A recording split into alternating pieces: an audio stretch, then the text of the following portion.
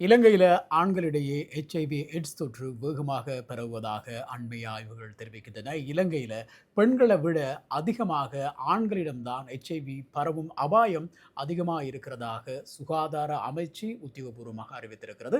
சுகாதார மேம்பாட்டு படிகத்தில் நடந்த ஒரு ஊடக சந்திப்பின் போதுதான் இது தொடர்பான புள்ளி விவரங்களையும் தகவல்களையும் சுகாதார அமைச்சு வெளியிட்டிருக்கிறது. இந்த அதிர்ச்சிகரமான முடிவை பொறுத்தவரைக்கும் ஆண்களிடம் பாதுகாப்பற்ற ஓரினச் சேர்க்கை உறவுகள் அதிகரித்ததுதான் இந்த அபாயகரமாக இந்த HIV எய்ட்ஸ் நோய் வேகமாக அதிகரிப்பதற்கு முக்கியமான காரணம் என சுகாதார அதிகாரிகள் சுட்டிக்காட்டியிருக்கிறார்கள். அதே நேரம் ஒவ்வொரு வருஷமும் பதிவாகும் நோயாளிகளின் எண்ணிக்கை பொதுவாக படிப்படியாக அதிகரித்து வந்தாலும் குறிப்பாக 2023, 2024 மற்றும் 2025 ஆண்டுகளுக்கான அண்மைய தரவுகளை அவதானித்த போது பாதிக்கப்பட்டவர்களின் எண்ணிக்கை அதிகரித்திருப்பது தெரிய வந்திருக்கிறது.